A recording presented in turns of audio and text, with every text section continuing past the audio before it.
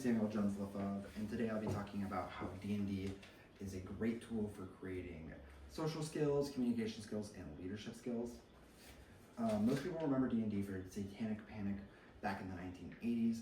It led a way for a lot of crazed panic, but that's not what we're focused on today. We're talking about how sociologists have come to see how it is made for creativity and imagination, allowing people to use those skills of creativity and imagination to divulge their problems into a different lighting.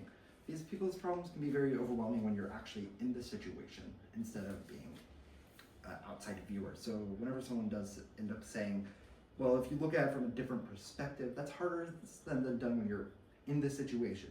But when you're at a group of table with friends or even coworkers playing this fun little tabletop game with these fantasy people, it makes it extremely easy for you to go from this very overwhelmed person to this very laid back or even comical person playing all these different characters.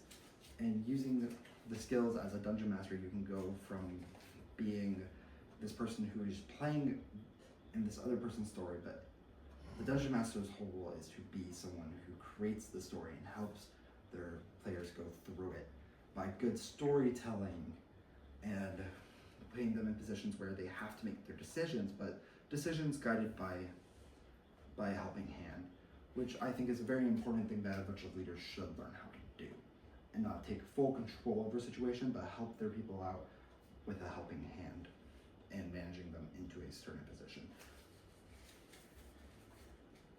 Jesse Walsh states in a press conference reported by psychology.org, players reported feeling a strong sense of control in the game when they felt they did not have control outside of the game. This really connected with me because of the fact that it allowed me to think more on how I do feel more in control in the game whenever I am playing, because I don't have to think about how all these different scenarios I can't control outside of the game, but I can control what's happening in front of me right there in the moment. So it makes it very easy to get through that, and it's less of being outside of your problem, but more being able to control yourself and your mental issues while you're struggling through the problem. Being out of control can feel super overwhelming and anxiety-inducing, while being in control helps you settle yourself and ground yourself. Even though you're in a fantasy game, you're still grounding yourself in some sort of place.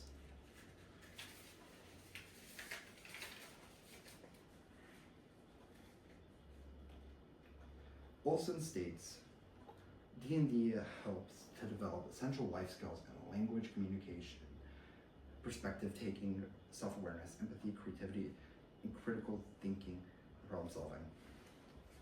And I think this quote really shows how the community of D&D has grown from a bunch of these scared teenagers in the 1980s to these people who are working in these huge environments, having to communicate with the same people that might have bullied them in high school, but since they've gotten better at communications through this silly little game, it allows them to communicate at the task at hand and work through it together.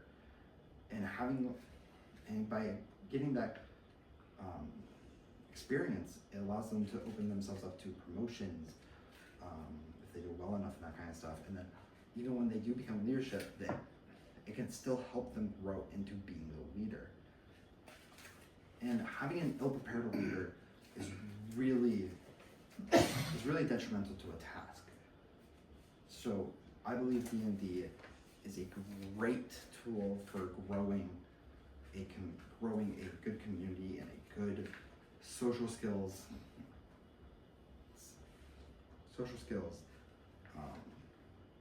communication skills, and leadership skills, which allows people to get a better handle on their problems that will help them through their mental issues, allowing them to grow into the people that they are supposed to be.